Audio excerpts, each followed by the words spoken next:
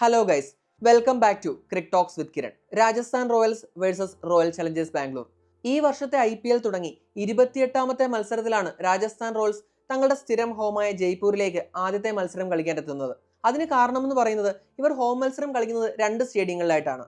ഒന്ന് ജയ്പൂരിലും 2 അസമിലെ ഗുവാഹത്തിയിലും. അപ്പോൾ ഇതുവരെ നടന്ന ഇവരുടെ 2 ഹോം മത്സരങ്ങളും നടന്നത് അസമിലെ ഗുവാഹത്തിയിലാണ്. അതുകൊണ്ടാണ് അവർ ജയ്പൂരിലേക്ക് എത്താൻ താമസിച്ചത്. രാജസ്ഥാൻ റോയൽസിന്റെ ഈ സീസണിലേക്ക് വന്നാൽ ഇവർ ഈ സീസണിലെ ആദ്യത്തെ 2 മത്സരങ്ങളും തോറ്റുകൊണ്ടാണ് തുടങ്ങിയത്. സൺറൈസേഴ്സിനെതിരെയും കൊൽക്കത്തയ്ക്കെതിരെയുമായിരുന്നു അവരുടെ തോൽവി. എന്നാൽ 3ാം മത്സരത്തിൽ ചെന്നൈ സൂപ്പർ കിങ്സിനെതിരായ വിജയത്തോടെ അവർ ശക്തമായി തിരികെ വന്നു. 4ാം മത്സരത്തിൽ പഞ്ചാബ് കിങ്സിനെ മുള്ളൻപൂരിൽ തോൽപ്പിച്ചു. എന്നാൽ 5ാമത്തെ മത്സരത്തിൽ 58 റൺസിനാണ് അവർ പരാജയപ്പെട്ടത്. അപ്പോൾ മൊത്തത്തിൽ നോക്കിയാൽ ഇതേവരെ ഒരു മിക്സഡ് സീസണാണ്. ഇപ്പോൾ ആദ്യ 2 മത്സരങ്ങൾ കണ്ടു കഴിഞ്ഞപ്പോൾ ഇവർ മിക്കവാറും നമ്മുടെ ടേബിളിന്റെ ബോട്ടം ഹാഫിലായിരിക്കും ഉണ്ടാവുക എന്ന് നമുക്ക് തോന്നി. പിന്നെ അത് മാത്രമല്ല, അവർ ഓപ്ഷനും റിട്ടൻഷനുമായിട്ട് ബന്ധപ്പെട്ട് കുറേയേറെ വിമർശനങ്ങൾ കേട്ട ടീമുമാണ്. എന്നാൽ അതിനുശേഷം 2 വിജയങ്ങളോട് ഇവർ ശക്തമായിട്ട് തിരികെ വന്നു. ഇപ്പൊ 4ാമത്തെ മത്സരത്തിൽ സഞ്ജു സാംസൺ ക്യാപ്റ്റനായിട്ട് തിരികെ വന്നതോടെ ഒരു പുതിയ എനർജിയോടെയാണ് അവർ കളിച്ചത്. അതുവരെ ഒരു ഹൈ ഫ്ലൈയിങ് രീതിയിൽ പോയിക്കൊണ്ടിരുന്ന, അൺബീറ്റനായി പോയിക്കൊണ്ടിരുന്ന പഞ്ചാബ് കിങ്സിനെ അവർ മുള്ളൻപൂരിൽ വീഴ്ത്തി. അങ്ങനെ ഒരു വിജയത്തിന്റെ തിളക്കത്തിലാണ് അവർ അഹമ്മദാബാദിൽ എത്തുന്നത്. എന്നാൽ അവിടെ തോൽവിയായിരുന്നു ഫലം. അതും ചെറിയ തോൽവിയൊന്നുമല്ല. ഒരു 58 റൺസിനാണ് ഗുജറാത്ത് ടൈറ്റൻസ് അവരെ പരാജയപ്പെടുത്തിയത്. അതൊരു തരത്തിലൊരു കോൺഫിഡന്റ് ഡെന്റ് ചെയ്യുന്ന പരാജയമാണ്. കാരണം 2 മത്സരങ്ങൾ അങ്ങനെ വിജയിച്ച്, അതും പഞ്ചാബിനെ നല്ല ഡോമിനേറ്റിംഗ് ആയിട്ട് തോൽപ്പിച്ചിട്ടാണ് ഇവർ വളരെ വലിയൊരു തോൽവി അഹമ്മദാബാദിൽ വെച്ച് നേരിടുന്നത്. അപ്പോൾ അതിനുശേഷമാണ് അവർ തങ്ങളുടെ ജയ്പൂരിലെ ആദ്യത്തെ മത്സരം കളിക്കാനായിട്ട് എത്തുന്നത്. ഇവിടെ എതിരാളികൾ എന്ന് പറയുന്നത് റോയൽ ചലഞ്ചേഴ്സ് ബാംഗ്ലൂരാണ്. ഇപ്പോൾ RCBയുടെ കാര്യം പറഞ്ഞു കഴിഞ്ഞാൽ 5 മത്സരങ്ങളിൽ 3 മത്സരങ്ങൾ ജയിച്ചു. ആ 3 മത്സരങ്ങളും എവേ മത്സരങ്ങളായിരുന്നു. അതും ഏതൊരു ടീമും സ്വപ്നം കാണുന്ന എവേ വിജയങ്ങൾ. ഈഡൻ ഗാർഡൻസിൽ വെച്ച് KKRനെ, അതുപോലെ ചെപ്പോക്കിൽ വെച്ച് CSK, പിന്നീട് വാങ്കഡയിൽ വെച്ച് മുംബൈ ഇന്ത്യൻസിനെ. ഇപ്പോൾ IPL ഏതൊരു ടീമിനോടും നിങ്ങൾക്ക് ഏത് എവേ മാച്ചിലാണ് ജയിക്കാൻ കൂടുതൽ ആഗ്രഹം എന്ന് ചോദിച്ചാൽ അവരെല്ലാം ചൂണ്ടിക്കാട്ടുന്നത് ഈ 3 ടീമുകളെ തന്നെ ആയിരിക്കും. കാരണം എന്ന് പറഞ്ഞു കഴിഞ്ഞാൽ IPL ഏറ്റവും സക്സസ്ഫുൾ ടീമുകളാണ് അവർ. ഇവർക്ക് 3 പേർ കൂടെ 13 IPL കിരീടങ്ങളാണുള്ളത്. അപ്പോൾ എല്ലാ ടീമുകളുടെയും ബക്കറ്റ് ലിസ്റ്റിൽ ഉണ്ടെന്ന് നമുക്ക് പറയാവുന്ന വിജയങ്ങളാണ് ഈ 3 സ്ഥലങ്ങളിലെയും വിജയങ്ങൾ. അപ്പോൾ അത് വെച്ച് പറയുകയാണെങ്കിൽ ഒരു എവേ ക്യാമ്പയിനിൽ ഹൈ കോൺഫിഡൻസിലാണ് RCB എത്തുന്നത്. എന്നാൽ ഹോമിൽ കാര്യങ്ങൾ നേരെ തിരിച്ചാണ്. അവിടെ കളിച്ച 2 കളികളും തോറ്റു. ഒന്ന് GTക്കെതിരെയാണ് തോറ്റത്, 2 ഡൽഹി ക്യാപിറ്റൽസിനെതിരെയാണ് തോറ്റത്. അവർ എവേ സ്റ്റേഡിയങ്ങളിൽ കാണിക്കുന്ന ഒരു ഡോമിനൻസ് ചിന്നസ്വാമിയിൽ കാണിക്കാൻ അവർക്ക് ഇതേവരെ കഴിഞ്ഞിട്ടില്ല. ഇപ്പോൾ ബാറ്റിങ്ങിന്റെ കണക്കെടുത്താലും ബോളിങ്ങിന്റെ കണക്കെടുത്താലും ഇവരുടെ പ്ലേയേഴ്സ് എല്ലാം ഏറ്റവും കൂടുതൽ മികച്ച രീതിയിൽ പെർഫോം ചെയ്യുന്നത് എവേ ഗ്രൗണ്ടുകളിലാണ്. ഇപ്പം നമ്മൾ കണക്കുകൾ നോക്കുകയാണെങ്കിൽ RCB എവേ മാച്ചസിൽ ഒരു ആവറേജ് എന്ന് പറയുന്നത് 39.6 ആണ്. അതുപോലെ അവരുടെ റൺ റേറ്റ് എന്ന് പറയുന്നത് 10.5 ആണ്. എന്നാൽ അത് ഹോം മാച്ചസിലേക്ക് വരുമ്പോൾ ആവറേജ് 22.1 റൺസ് പെർ വിക്കറ്റും അതുപോലെ റൺ റേറ്റ് എന്ന് പറയുന്നത് 8.3 ആയിട്ട് മാറും. ഇനി ബോളിംഗ് ആവറേജിലേക്ക് വന്നാൽ 21 എന്ന മികച്ച ആവറേജ് ആണ് അവർ എവേ മാച്ചസിൽ ബോൾ ചെയ്യുന്നത്. എന്നാൽ നമ്മുടെ ഹോം മാച്ചസിലേക്ക് വരുമ്പോൾ ഈ ബോളിംഗ് ആവറേജ് എന്ന് പറയുന്നത് 56 ആണ്, അറൌണ്ട് 56 ആണ്. അപ്പോൾ അത്രയും ഒരു പകലും രാത്രിയും പോലൊരു വ്യത്യാസം ഇവരുടെ എവേ മാച്ചസും ഹോം മാച്ചസും തമ്മിലുണ്ട്. ഇപ്പോൾ ഈ മത്സരത്തിലേക്ക് വരുമ്പോൾ ഇതൊരു RRന്റെ ഹോം മാച്ച് ആണെങ്കിലും RCBക്ക് ആയിരിക്കും കൂടുതൽ ആശ്വാസം എന്നാണ് എനിക്ക് തോന്നുന്നത്.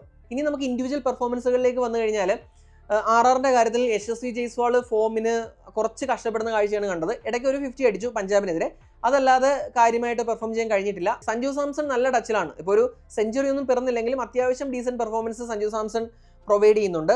ഇപ്പോൾ പിന്നെ നിതീഷ് റാണ പറഞ്ഞു കഴിഞ്ഞാൽ ചെന്നൈക്കെതിരെ വളരെ മികച്ച പ്രകടനമാണ് കാഴ്ചവെച്ചത്. പക്ഷേ കഴിഞ്ഞ മത്സരത്തിൽ ആ ഒരു കോൺട്രിബ്യൂഷൻ നടത്താൻ കഴിഞ്ഞില്ല. റിയാൻ പരാഗും അത്യാവശ്യം ഉള്ള രീതിയിൽ കോൺട്രിബ്യൂട്ട് ചെയ്യുന്നുണ്ട്. ഇനി ധ്രുവ് ജുറലിന്റെ കാര്യം പറഞ്ഞാലും അത്ര കൺസിസ്റ്റന്റ് ആയിട്ട് അല്ലെങ്കിലും അത്യാവശ്യം ടച്ചിലാണ്. ഇപ്പോൾ കഴിഞ്ഞ മത്സരത്തിൽ ഹെഡ്മേർ അത്യാവശ്യം നന്നായിട്ട് കളിച്ചു. പിന്നീട് ശുഭം ദുബെ ബാറ്റ് ചെയ്ത മത്സരങ്ങളിൽ ശുഭം ദുബെ ഡീസന്റ് ആയിട്ടുള്ള പെർഫോമൻസ് തന്നിട്ടുണ്ട്. എന്നാൽ എല്ലാവരും കൂടി ഒരു ടെല്ലിംഗ് കോൺട്രിബ്യൂഷൻ കൊടുക്കുന്നില്ല എന്നുള്ളതാണ് RRന്റെ ഒരു പ്രശ്നമായിട്ട് എനിക്ക് തോന്നിയത്. ഇപ്പം ഞാൻ പറഞ്ഞ പോലെ ഇപ്പോൾ ഓരോരുത്തരുടെ ഇതെടുത്തു കഴിഞ്ഞാലും അത്രയ്ക്ക് ഫോം ഔട്ട് എന്ന് പറയാൻ പറ്റുന്നത് ജയ്സ്വാൾ മാത്രമാണ്. കാരണം ഒരു മത്സരത്തിൽ മാത്രമാണ് അത്യാവശ്യം ഒരു കോൺട്രിബ്യൂഷൻ വന്നത്. പക്ഷെ ബാക്കി എല്ലാവരും നോക്കിക്കഴിഞ്ഞാൽ അവർ ഈ സീസണിൽ പല സ്ഥലങ്ങളിലായിട്ട് ഒരു കോൺട്രിബ്യൂഷൻ നൽകിയിട്ടുണ്ട്. പക്ഷേ ഈ IPL എന്ന് പറയുന്നത് തന്നെ ഒരു ടീം ഗെയിം ആണല്ലോ. അപ്പോൾ ആ ഒരു കോംബോ ആയിട്ട് അവർ ഇതേവരെ ഒരു ഫുൾ ഫ്ലോയിൽ എത്തിയിട്ടില്ല. ഇനി ബോളിങ്ങിലേക്ക് നോക്കിയാൽ ആദ്യത്തെ 2 മത്സരങ്ങളിൽ കുറച്ച് കഷ്ടമായിരുന്ന കാര്യങ്ങൾ. ഇപ്പോൾ കഴിഞ്ഞ സീസണിലെ സ്ട്രൈക്ക് ബോളേഴ്സ് ഒന്നും അവർക്ക് ഈ സീസണിൽ ഇല്ല. അത് മാത്രമല്ല, ജോഫ്ര ആർച്ചർ ആദ്യ മത്സരത്തിൽ ഭയങ്കര എക്സ്പെൻസീവ് ആയിരുന്നു. IPLലെ ഏറ്റവും വേസ്റ്റ് ഫിഗർ ക്ലോക്ക് ചെയ്തു. അതുപോലെ തന്നെ തൊട്ടടുത്ത മത്സരത്തിലും അത്യാവശ്യം എക്സ്പെൻസീവ് ആയി. എന്നാൽ പിന്നീട് ഫോമിലേക്ക് മടങ്ങി വരുന്ന ആർച്ചറിനെയാണ് നമ്മൾ കണ്ടത്. പിന്നീട് ഇങ്ങോട്ട് 3 മത്സരത്തിൽ, ഇപ്പോൾ കഴിഞ്ഞ മത്സരത്തിൽ ബാക്കി ഉള്ള 2 മത്സരങ്ങളെ അപേക്ഷിച്ച് കുറച്ചുകൂടി എക്സ്പെൻസീവ് ആയെങ്കിലും വളരെ മികച്ച രീതിയിൽ തന്നെയാണ് ബോൾ ചെയ്തത്. അതായത് പവർ പ്ലേയിൽ എതിർ ടീമിന്റെ ഒരു ഡെന്റ് ഉണ്ടാക്കാൻ ജോഫ്ര ആർച്ചറിന് കഴിഞ്ഞിട്ടുണ്ട്. Sandeep Sharma ever dependable bowler ആണ്. ഇനി അവരുടെ സ്പിന്നിന്റെ കാര്യം പറഞ്ഞാൽ 3ാമത്തെ മത്സരത്തിലും 4ാമത്തെ മത്സരത്തിലും ആ ഹസരംഗ തീക്ഷ്ണ കോംബോ ഒരു വർക്കൗട്ട് ആവുന്ന, അതായത് അവർ ഫോമിലേക്ക് എത്തുന്ന ഒരു കാഴ്ചയാണ് കണ്ടത്. എന്നാൽ കഴിഞ്ഞ മത്സരത്തിൽ പേഴ്സണൽ റീസൺസ് കാരണം ഹസരംഗയ്ക്ക് കളിക്കാൻ കഴിഞ്ഞില്ല. പക്ഷേ സഞ്ജു പറയുന്നതനുസരിച്ച് ഹസരംഗ ടീമിൽ തിരികെ ജോയിൻ ചെയ്തിട്ടുണ്ട്. സെലക്ഷൻ അവൈലബിൾ ആണ്. അപ്പോൾ ഹസരംഗ തിരികെ ടീമിലേക്ക് എത്തും. അപ്പോൾ അങ്ങനെയൊക്കെയാണ് കാര്യങ്ങൾ. അതായത് പതുക്കെ ഫോമിലേക്ക് വരുന്ന ഒരു ബോളിംഗ് യൂണിറ്റ് ആണ് അവരുടേത്. നമ്മളിപ്പോൾ ആദ്യത്തെ 2 മത്സരങ്ങളിൽ കണ്ട പോലെ മോശമല്ല ആർആറിന്റെ കാര്യങ്ങൾ, അവർ ക്ലിക്ക് ആവുന്നുണ്ട്. പക്ഷെ ആ ഒരു ഫുൾ ഫ്ലോയിൽ എത്തിയിട്ടില്ല എങ്കിലും തീർച്ചയായിട്ടും നമ്മൾ ആദ്യ മത്സരങ്ങൾ കമ്പയർ ചെയ്ത ഒരു ഫോമിലാണ്. ആർച്ചർ ഏറെക്കുറെ തന്റെ ബെസ്റ്റിലേക്ക്, അതായത് 2019 കാലഘട്ടത്തെ ഓർമ്മിപ്പിക്കുന്ന രീതിയിലേക്ക് ഏറെക്കുറെ എത്തിക്കഴിഞ്ഞു. ആർച്ചറിന്റെ ഫോം ഇവർക്ക് എന്തായാലും ഒരു പ്ലസ് ആണ്. RCBയുടെ കാര്യം പറഞ്ഞാൽ ഫിൽസാൾട്ട് മികച്ച തുടക്കങ്ങൾ നൽകുന്നുണ്ട്. ഇടയ്ക്ക് ഒരു 2 മാച്ചിൽ മാത്രമാണ് ഫെയിൽ ആയത്. ഇപ്പോൾ ഫിൽസാൾട്ടിനെ പോലൊരു ഹൈ റിസ്ക് ഗെയിം കളിക്കുന്ന താരം, അത് സ്വാഭാവികമാണ്. ഒരു വലിയ ടൂർണമെന്റ് കളിക്കുമ്പോൾ ഇടയ്ക്കൊക്കെ ആ ഒരു സ്റ്റൈൽ ഓഫ് പ്ലേക്ക് ഇടയ്ക്ക് ഫെയിൽ ചെയ്ത് സ്വാഭാവികമാണ്. കഴിഞ്ഞ മത്സരത്തിൽ വളരെ മികച്ച രീതിയിലാണ് കളിച്ചത്. കുറച്ച് ട്രിക്കി ആയിട്ടുള്ള പിച്ചിൽ സ്റ്റാർക്കിനെ ആയാലും അക്ഷർ പട്ടേലിനെ ആയാലും നമ്മൾ ഡോമിനേറ്റ് ചെയ്യുന്ന ഒരു കാഴ്ചയാണ് കണ്ടത്. പക്ഷേ അൺഫോർച്ചുനേറ്റ്ലി റൺഔട്ട് ആയിപ്പോയി. അത് കഴിഞ്ഞിട്ട് പിന്നെ RCBക്ക് ബാക്കിയുള്ള ബാറ്റേഴ്സിന് ആ ഒരു രീതിയിൽ ബാറ്റ് ചെയ്യാൻ കഴിഞ്ഞില്ല. അങ്ങനെ വന്നപ്പോൾ ഒരു ചെറിയ സ്കോറിൽ ഒതുങ്ങിയാണ് ഉണ്ടായത്.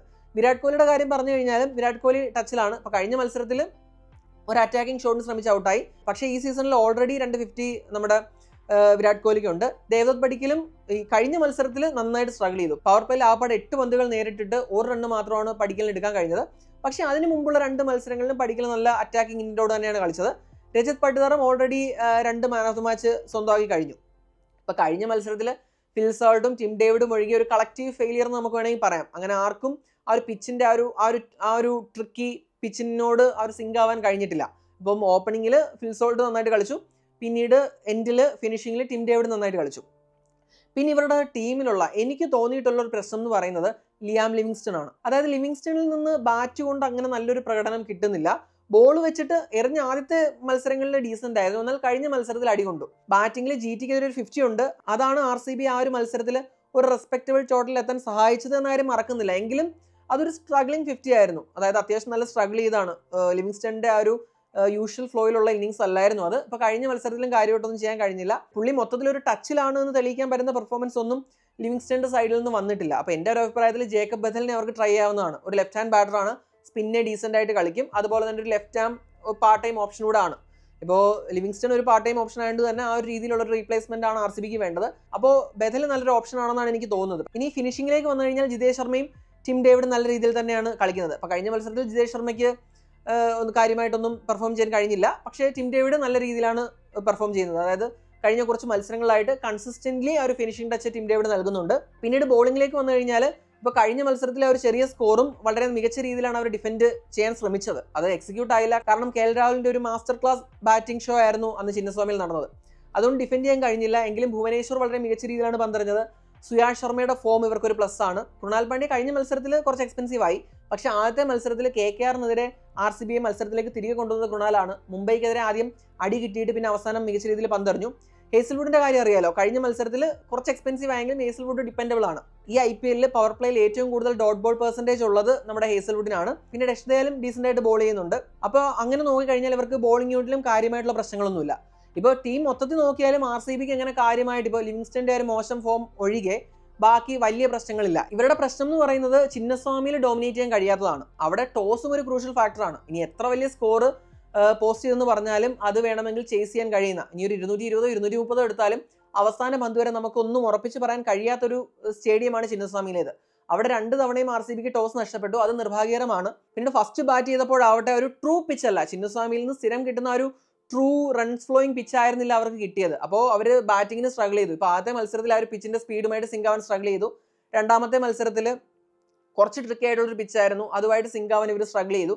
അപ്പോൾ ഇവരുടെ സ്ട്രഗിൾ ചിന്നസ്വാമിയിൽ റിയൽ ആണ്. അവരതിനൊരു പോം വഴി കണ്ടെത്തണം. തീർച്ചയായിട്ടും ഒരു ഇതുപോലത്തെ ഒരു ടൂർണമെന്റിൽ അവരതിനുള്ള പോം വഴി കണ്ടെത്തണം. പക്ഷേ ഇന്നത്തെ മത്സരം നോക്കിക്കഴിഞ്ഞാൽ അവർക്ക് ആ ഒരു തലവേദന ഇല്ല. ചിന്നസ്വാമി എങ്ങനെ മെരുക്കും എന്നുള്ളൊരു തലവേദന ഇല്ലാതെ അവർക്ക് ഇന്ന് കളിക്കാൻ പറ്റും. ഇപ്പോൾ എവേ മാച്ചസിൽ അവർക്കുള്ള ഒരു മികച്ച ഫോമും അവർക്ക് തീർച്ചയായിട്ടും ആത്മവിശ്വാസം നൽകും. ഇനി പിച്ചിന്റെ കാര്യം പറഞ്ഞു കഴിഞ്ഞാൽ ഇപ്പോൾ കഴിഞ്ഞ കുറച്ച് സീസണുകൾ എടുത്തു കഴിഞ്ഞാൽ ഒരു 180 ഒക്കെയാണ് ഇവിടെ ഒരു പാർ സ്കോർ ആയിട്ട് വരുന്നത്. അതായത് ഒരു ഫസ്റ്റ് ബാറ്റ് ചെയ്ത ടീമിന്റെ ഒരു ആവറേജ് സ്കോർ ആയിട്ട് വരുന്നത് ഒരു 180 ആണ്. പിന്നീട് ഇവിടെ നമ്മുടെ ചിന്നസ്വാമിയിൽ പറഞ്ഞ പോലെ ടോസ് അത്രയും ക്രൂഷ്യൽ ആവത്തില്ല. അതായത് ഫസ്റ്റ് ബാറ്റ് ചെയ്തവരും സെക്കൻഡ് ബാറ്റ് ചെയ്തവരും ഇവിടെ ജയിച്ചിട്ടുണ്ട്. അതായത് ഏത് ഇന്നിങ്സിലാണ് തങ്ങളുടെ സ്കിൽസ് ബെറ്റർ ആയിട്ട് എക്സിക്യൂട്ട് ചെയ്യുന്നത്, അപ്പോൾ അവരായിരിക്കും തീർച്ചയായിട്ടും ഇവിടെ ജയിക്കുക. അതായത് ഇപ്പം സെക്കൻഡ് ബാറ്റ് ചെയ്യുന്ന ടീമിനൊരു ആഡഡ് അഡ്വാൻറ്റേജ് ജയ്പൂരിലില്ല. ഇപ്പോൾ കഴിഞ്ഞ സീസണുകളിലെ കണക്ക് നോക്കിയാൽ പേസ് ബൗളേഴ്സിന് അത്ര നല്ലൊരു റിസൾട്ട് അല്ല നമ്മുടെ സവായ് മാൻസിംഗ് സ്റ്റേഡിയത്തിൽ കിട്ടിയിട്ടുള്ളത്. പേസേഴ്സിന്റെ സ്ട്രൈക്ക് റേറ്റ് ആയാലും ആവറേജ് ആയാലും സ്പിന്നിനെ കമ്പയർ ചെയ്യുമ്പോൾ കുറച്ച് മോശമാണ്. ഈ സീസണിൽ ഇതേവരെ ഇവിടെ മത്സരങ്ങളൊന്നും നടന്നിട്ടില്ലാത്തതിനാൽ നമുക്ക് കൂടുതൽ പ്രഡിക്ഷൻസും സാധ്യമല്ല. അപ്പോൾ ഇതേവരെ നടന്നിട്ടുള്ള കഴിഞ്ഞ സീസണുകളിൽ നടന്നിട്ടുള്ള മത്സരം വെച്ച് നോക്കിയാൽ ഒരു 180 ഒരു പാർ സ്കോർ ആയിട്ട് വരുന്ന ഒരു പിച്ചായിരിക്കും ഉണ്ടാവുക. ഇനി പ്രഡിക്റ്റഡ് പ്ലേയിങ് ടൂൾ നോക്കിയാൽ ആറിൽ ഹസരംഗ തിരിച്ച് ടീമിൽ ജോയിൻ ചെയ്തിട്ടുണ്ട്. അപ്പോൾ സ്പിന്നെ കുറച്ചുകൂടി തുടങ്ങുന്ന പിച്ചാണ്, അതുകൊണ്ട് തന്നെ ഹസരംഗ ടീമിൽ തിരിച്ചെത്താൻ സാധ്യതയുണ്ട്. ഇനി RCBയുടെ കാര്യം പറഞ്ഞു കഴിഞ്ഞാൽ ഇവിടെ വലിയ ചേഞ്ചിന് സാധ്യത കാണുന്നില്ല. ഇപ്പോൾ ഇനി ഞാൻ പറഞ്ഞ പോലെ അവർക്കൊരു ചേഞ്ചിന് ശ്രമിക്കാവുന്നത് ലിവിങ്സ്റ്റണിന് പകരം ബെഥലിനെ ആഡ് ചെയ്യുക എന്നുള്ളതാണ്. പക്ഷേ അവരതിന് മുതിരുമോ എന്നുള്ള കാര്യം കണ്ടറിയണം. ഇനി players to watch out for. RCB നിരയിൽ നിന്ന് ഇനി കളിക്കുകയാണെങ്കിൽ ലിയാം ലിവിങ്സ്റ്റൺ. കാരണം നമ്മൾ നേരത്തെ ഡിസ്കസ് ചെയ്ത പോലെ ലിവിങ്സ്റ്റൺ അത്ര നല്ല ഫോമിലല്ല, കുറച്ചൊരു റഫ് പാച്ചിലൂടെയാണ് കടന്നു പോകുന്നത്. ഒരു മികച്ച മാച്ച് വിന്നിംഗ് ഇന്നിങ്സോ അല്ലെങ്കിൽ അങ്ങനെ ഞാൻ നല്ല ടച്ചിലാണ് എന്ന് പറയാൻ പറ്റുന്ന ഒരു ഇന്നിങ്സോ ലിവിങ്സ്റ്റന്റെ ഭാഗത്തുനിന്ന് ഉണ്ടായിട്ടില്ല. അപ്പോൾ തീർച്ചയായിട്ടും RCBയുടെ ബെഞ്ച് നോക്കിക്കഴിഞ്ഞാൽ ജേക്കബ് ബെഥൽ ഉണ്ട്, അതുപോലെ തന്നെ റൊമാരിയോ ഷെപ്പേർഡ് ഉണ്ട്. അപ്പോൾ അതുകൊണ്ട് തന്നെ ഇനിയും ഫോം ആയില്ലെങ്കിൽ ലിവിങ്സ്റ്റൺ റീപ്ലേസ് ചെയ്യപ്പെടാൻ സാധ്യത കൂടുതലാണ്. അതുകൊണ്ട് തന്നെ ഇന്ന് കളിച്ചു കഴിഞ്ഞാൽ ലിവിങ്സ്റ്റണിന്റെ പെർഫോമൻസ് ഞാൻ ഉറ്റുനോക്കുന്ന ഒന്നാണ്. പിന്നീട് Phil Salt versus Jofra archer. ഇപ്പോൾ ജോഫ്ര ആർച്ചർ ആദ്യത്തെ 2 മോശം മത്സരങ്ങൾക്ക് ശേഷം ഫോമിലേക്ക് തിരികെ വന്നുകൊണ്ടിരിക്കുകയാണ്. അത്യാവശ്യം നല്ല ഋതത്തിലാണ് ജോഫ്ര ആർച്ചർ പന്തെറിയുന്നത്. കഴിഞ്ഞ മത്സരത്തിൽ ഫിൽ സോൾട്ട് നമ്മുടെ മിച്ചൽ സ്റ്റാർക്കിനെയൊക്കെ ട്രീറ്റ് ചെയ്ത രീതി നമ്മൾ കണ്ടതാണ്. അത്രയും ഒരു ഡിസ്ഡെയിനോടെ, ഒരു റെസ്പെക്റ്റും ഇല്ലാതെയാണ് നമ്മുടെ ഫിൽ സോൾട്ട് നമ്മുടെ മിച്ചൽ സ്റ്റാർക്കിനെ അറ്റാക്ക് ചെയ്തത്. അപ്പോൾ ഈ ഒരു contest Jofra archer versus Phil Salt അതെങ്ങനെയാണ് വരിക എന്നുള്ളതും ഞാൻ നോക്കുന്ന ഒരു കാര്യമാണ്. എന്താണ് നിങ്ങളുടെ അഭിപ്രായം? ഈ സീസണിലെ ജയ്പൂരിലെ ആദ്യ മത്സരത്തിൽ വിജയിക്കാൻ RRനാവുമോ, അതോ RCB തങ്ങളുടെ 100% എവേ റെക്കോർഡ് നിലനിർത്തുമോ? നിങ്ങളുടെ അഭിപ്രായം കമന്റ് ചെയ്യുക. അടുത്തൊരു വീഡിയോയുമായി ഉടൻ തന്നെ കാണാം. Thanks for watching Cric Talks with Kiran.